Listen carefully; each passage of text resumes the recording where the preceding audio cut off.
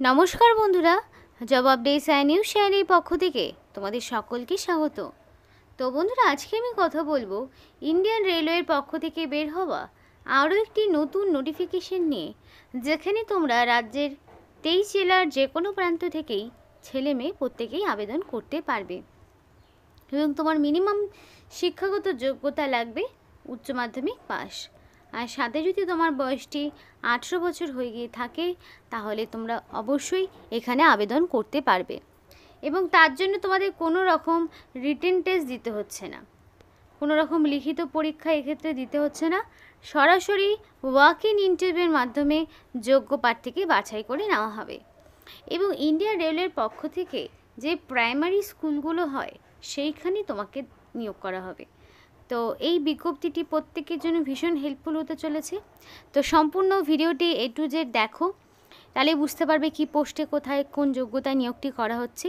কিন্তু তার আগে প্রত্যেকের কাছে একটাই রিকোয়েস্ট জানাবো যে যারা এখনও আমাদের এই চ্যানেলটিকে সাবস্ক্রাইব করোনি তারা ঝটপট চ্যানেলটিকে সাবস্ক্রাইব করে পাশে থাকা বেল আইকনটি ক্লিক করে দাও, যাতে করে পরবর্তী সমস্ত ইনফরমেশান পেয়ে যেতে পারো।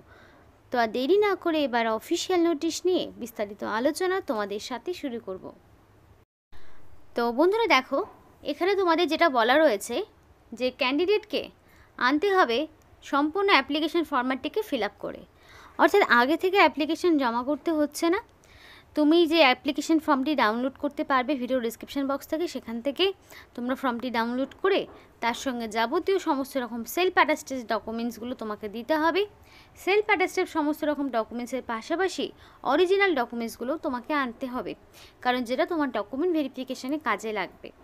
তো সেখানে তোমাদের caste certificate, educational qualification, passport photo সবটা আনতে হবে এবং বলা রয়েছে the candidate should register themselves, তোমাদেরকে রেজিস্টার করাতে হবে ওয়াক ইন ইন্টারভিউর জন্য অ্যাট দ্য ভেন্যু, মানে নির্দিষ্ট যে ভেন্যু রয়েছে সেখানে সকাল 10টা থেকে 11টার মধ্যে তোমাকে ফার্স্ট অফ অল রেজিস্টার করাতে হবে।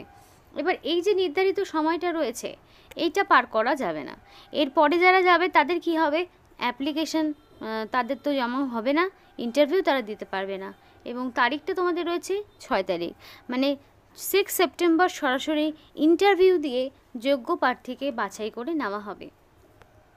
তার জন্য তোমার কী কী ডকুমেন্টস লাগবে দেখে নাও। রিসেন্ট কালার পাসপোর্ট সাইজের ফটো, যেটা তোমাকে সেলফ অ্যাটাস্টেড করে দিতে হবে। তারপরে কি educational qualification, caste certificate, date of birth proof certificate, Aadhaar card, PAN card, যদি এক্সপিরিয়েন্স থাকে তাহলে দেবে, যদি না থাকে দেওয়ার প্রয়োজন নেই, কারণ ইফ এনি অপশন রয়েছে। তো এই সমস্ত ডকুমেন্টস অরিজিনাল পাশাপাশি সেলফ অ্যাটাস্টেড কপি অবশ্যই নিয়ে যাবে। এবং তোমাদের এবার আমি দেখাবো তোমার অ্যাপ্লিকেশন ফর্মটি। তো বন্ধুরা দেখো, এখানে নোটিফিকেশানটা 21 তারিখেই বেরিয়েছে, রেফারেন্স নাম্বার দেওয়া রয়েছে নোটিফিকেশানে। তো এখানে পরিষ্কার বলা রয়েছে একটা প্রাইমারি স্কুলের টিচার পোস্টে নিয়োগ হচ্ছে, যেখানে তোমাদের ফার্স্ট অফ অল ক্যান্ডিডেটদের নাম দিতে হবে। একদম ব্লক লেটারেই সম্পূর্ণ ফর্মটিকে ফিল আপ করার চেষ্টা করবে। নিজেদের নাম দেওয়ার পরে তোমার গার্জেনের নাম, ফাদার অথবা হাজব্যান্ডের নাম তোমাকে এখানে বসাতে হবে। তারপর তোমার community SC ST OBC UR এর মধ্যে যে কোনো একটি হতে পারে। যদি UR হয়ে থাকে তাহলে তো কাস্ট সার্টিফিকেট দিতে হবে না, কিন্তু যদি SC ST OBC প্রার্থী হয়ে থাকো তাহলে তোমাকে ভ্যালিড কাস্ট সার্টিফিকেট দিতে হবে। ডেট অফ বার্থ, তাই তোমার যেটা ডেট অফ বার্থ রয়েছে অ্যাকর্ডিং টু মাধ্যমিক অনুযায়ী তোমাকে সেই ডেট অফ বার্থটা এখানে বসিয়ে দিতে হবে। এবং তোমাদের এখানে পরিষ্কার বলা রয়েছে কোয়ালিফিকেশান অ্যাজ পার নোটিফিকেশান, এখানে তোমাদের উচ্চ মাধ্যমিক পাস অ্যাটলিস্ট 50% মার্কস, সাথে তোমাদের DLED BEd যা রয়েছে, মানে সব মেনলি কোয়ালিফিকেশান সিনিয়র সেকেন্ডারি, মানে উচ্চ মাধ্যমিক পাস তোমার লাগবে। এবার কার কোনটা DLED করা আছে নাকি BEd করা আছে সেগুলো তোমাদের দেখতে হবে। কোনোটা আবার গ্র্যাজুয়েশন পাসও হচ্ছে, যেখানে গ্র্যাজুয়েশনে 50% মার্কস এবং BEd তো সব রকম, মানে DEdও হচ্ছে BLEdও হচ্ছে। তো এখানে উচ্চ মাধ্যমিক নইলে গ্র্যাজুয়েশন এগুলোর মধ্যে যে কোনো একটি থাকতে হবে।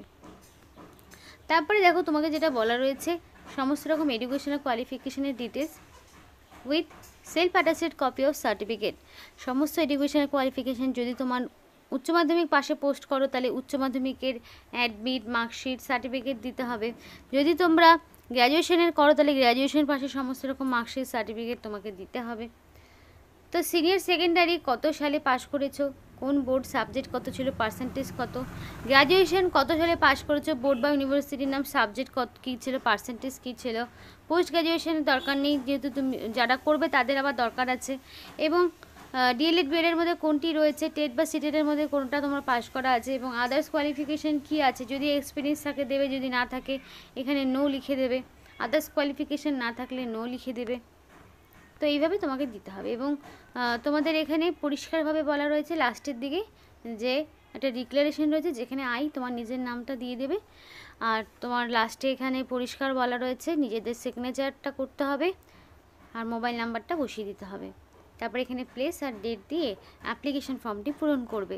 এখানে কোরেসপন্ডেন্স অ্যাড্রেস তোমার বসাতে হবে, মানে তোমার একদম village, post office, police station, district, pincode, state, তোমার সঙ্গে সমস্ত রকম অ্যাড্রেস যা রয়েছে ফুল ডিটেলস সেটা বসাতে হবে। এবং অ্যাড্রেস প্রুফ হিসাবে তুমি চাইলে আধার, ভোটার, রেশন এগুলো যে কোনো একটি তুমি দিতে পারো।